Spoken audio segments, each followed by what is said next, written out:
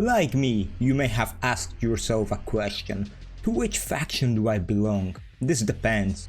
Did you take a commission? If you did, you belong to the faction which you are commissioned with. When you make your own colony, you still belong to the commissioned faction, but the colony belongs to you.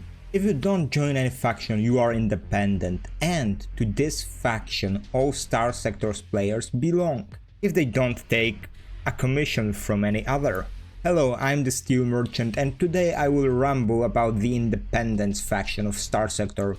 There's much to say about Independence. There's much to say, as Independence may be a faction in-game, but in lore, those planets remain exactly what they are called: independent. As the description of the faction says, I quote, "Not a unified faction as such, the Independents are a loose category of polities and free agents unified more by a lack of association with a major faction than any shared qualities. Independent worlds and the spacers who call them home often share reputation data, trade generously among themselves, and will readily cooperate to perform short-term security and military actions to better protect what freedom they have maintained.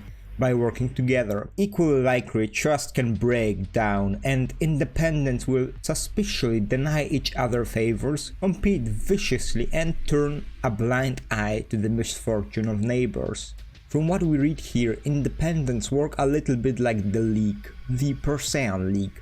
If one member gets attacked, all rush to their defense. Of course, those who dislike the one attacked won't come to help. Yet Sector is a dangerous place. There are many factions way stronger than the independents. Therefore, independents stick together against those threats. Of course, when there aren't any, they often fight among themselves. One may say that independents are a true form of the Persean League, for better or worse. Independents got this close together because of one reason: to keep their independence, their freedom. There are many ways they can lose it. Hegemony may take over, Ludics may use their population to take over, pirates will do pirate things, maybe Persean League will decide there's place only for one league of independent worlds. Three main causes for independent cooperation surely were the fates of three independent jewels of the sector: Mariath, a paradise world devastated by Ludic Path attack, taken over by Hegemony and then incorporated into the Persean League; Civil War in the Asconia star system, and destruction of the most populated independent world of Opis, its system taken by the Sindrian Diktat; and the third, the destruction of Hanan Pacha, a paradise world destroyed during the Second AI War. Independents now know that if they don't stick together despite their conflict, their planet may be next. They also know that there isn't any independent powerhouse left in the sector. Power of Mariath is curbed. They aren't independent anymore. Hanan Pacha is decivilized, and Opis is completely gone. Its remaining holds split. The rest of the independent worlds have to protect themselves. Nobody can stand against threats in their stead anymore. The faction consists of 12 members. No member state reaches the size of 6. From smallest to biggest, the members go like this: Nomis, of size 3, in Arcadia star system, home to the corporation of MGA. It is described as having way more armament than necessary. Derniku mining station, of size 4, in the Countias system. This station is controlled by a council of rogue miners, a station actually built post-collapse of the Gate network. Kathleen, of size 4, in Herbalist star system. The planet is described as having only one permanent settlement. Its independence may be questioned, as the planet is described as having clear signs of Tritaichian influence growing deep. Asharu, of size 4, in the Corvus system, a failed terraforming project. The collapse caused the project to fail, forcing Asharu to remain a desert planet it is, a home to hardy people. Hegemony claims Asharu but has no direct control over it. Ortrus, of size 4, in Samara star system. too poor in resources and population to be enough of importance for hegemony to take over. Controlled by a council of small family companies backed by outside investors, hegemony lets them have their independence as a political symbol of hegemony's goodwill to the independent worlds. Nortria, of size 4 in the Asconia star system, one of the two militarized independent markets. Nortria is a successor state of Opis polity like Umbra and Sindrian Diktat. It grew because of the influx of refugees from the Asconian crisis. It's militarized because of necessity. The planet needs to protect itself from Umbra and the Sindrian Diktat. A hegemony consulate on the planet is also a political protection against the Diktat. Eldfell, of size 5 in Thu star system. A refining world, Kazeron has a lot to say in its matters. However, Eldenfell didn't join the League proper as it would cause expenses the planet didn't want. Ilmar of size 5 in Western Nessie star system. A practically terraformed world, a harsh place to live, but a life planet nevertheless. It remains independent thanks to compromising with various factions like the Ludic Church and, at some point, pirate warlord Leonis. Yes, they had an alliance with the first major pirate warlord. This shows their diplomatic mastery. Ilm of size 5 in Zagan star system, said to be a rich world where young people of Mazalot search to earn some coin, ruled by a military corporate board said to be financed by Tritaichon and the Personal League, avoids destruction or takeover by the Ludic Church because of its wealth and ties with Personal League and Tritaichon. Pietis of size 5 in Tartarus star system, the second of only two independent planets with a military market, a place where the unbelievers were sent after Ludic Church took over the system. Knights of Loot protect the planet and collect thighs from merchants. Planet stays independent as it's a good way for Ludic Church to go around what the faction cannot do and trade openly. Argeos of size 5 in Arcadia star system, home to Co-Combine, a mega corporation, a recycling world which strips and rebuilds ships and strips sub-level AIs. Shipbreaking services of Co-Combine are used by Independence and Hegemony. Nova Maxus, of size 5 in Magic star system. First, a small orbital station, Nova Maxius took refugees from a failed terraforming of Maxius planet. Maxius polity recognizes the whole star system as belonging to it. However, it lacks power to enforce this claim. Nevertheless, Nova Maxius is powerful enough to keep Warlord Kanta and Tritaichon away from securing full control over the system. Nova Maxius is also a strong manufacturing world, with orbital works fitted with a nanoforge, although a corrupt nanoforge. These descriptions show us that power of independence vary, as do their situations. Some have more independence than others, some in name only, some thanks to political maneuvering. Others are simply too unimportant to bother with taking over, while some actually have power to use against those who would try to take their freedom away. What's the norm for all independent worlds is their size. They are small. Max of size 5, which isn't even the max player colonies can grow to. They lack significant military power or manufacturing power.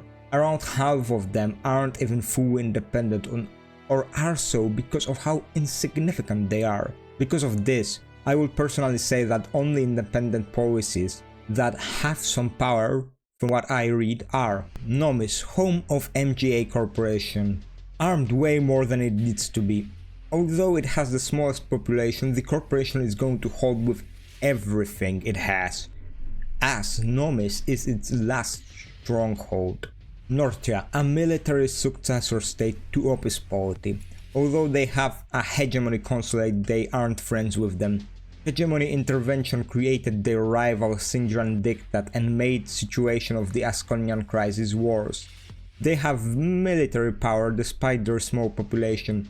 Hegemony presence is used as protection from the Diktat. Ailmar. This planet does not have military or manufacturing. power, but from what we can read, rulers of this planet are good diplomats playing off factions against themselves. Like I said before, these guys even got an alliance with the first pirate warlord known by name, Warlord Leonis. Arceus, home to the Co-Combine, and as we know, everybody loves Co-Combine. Now, without any jokes, Arceus is a home to a mega corporation. Its usefulness also protects it, as it's the biggest ship scrapping market in the sector, giving them protection from hegemony, but also everyone else basically. Nova Maxios, most powerful independent polity if it comes to manufacturing, although they lack a military market. Pound to pound, it's a powerhouse if it comes to creating supplies and hooves. There's only one thing Nova Maxios lacks to really be considered a minor faction in its own right: a military market. With it and a size of 6, this place could be a faction of its own. Only 4 of the independents really do stand independent. The rest are highly influenced by other factions or insignificant. From these 4, I would say that Maxios is the strongest. It truly stands alone without support of any kind from other factions. Even so, it's too weak to even have its claim over magic system recognized by major factions. Kanta's den is in their home system, and Maxios cannot do anything about it. Kanta is the most powerful pirate warlord, so there's no wonder Maxios cannot do anything. I would say that Maxios is the strongest independent polity which fully stands alone. It isn't the wisest.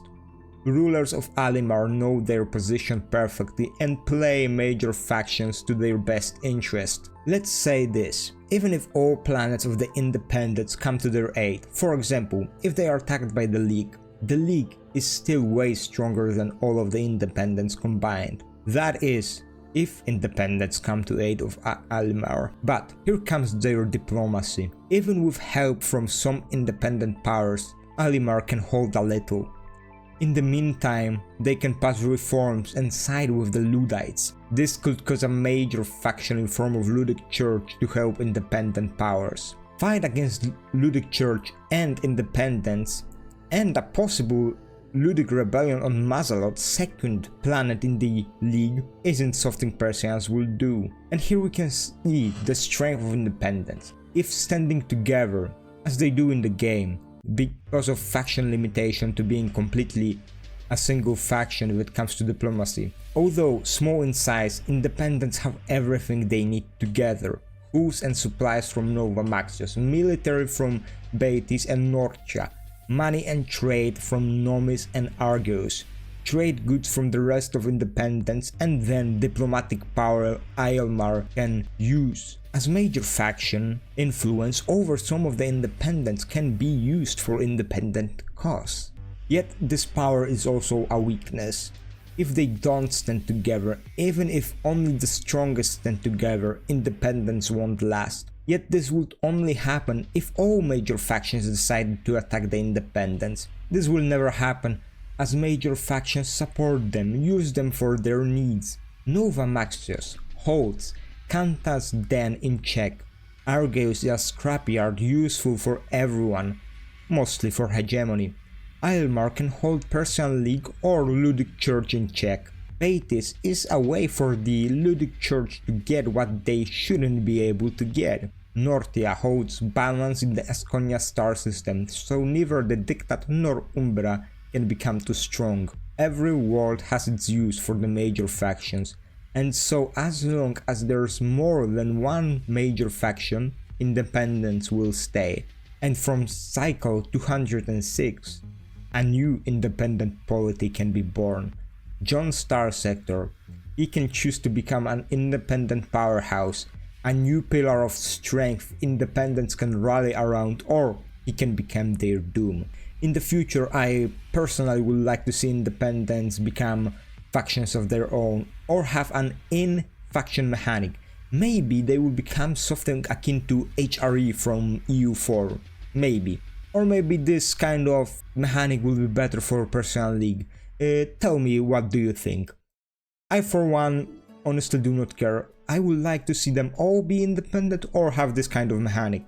However, I'm not a brilliant creator like the makers of Starsector, so what do I know? Please tell me your ideas for the independence. I look forward to see if the creators of Starsector do anything with them. Thank you kindly for watching. Like if you liked, subscribe if you feel like it, dislike if you disliked.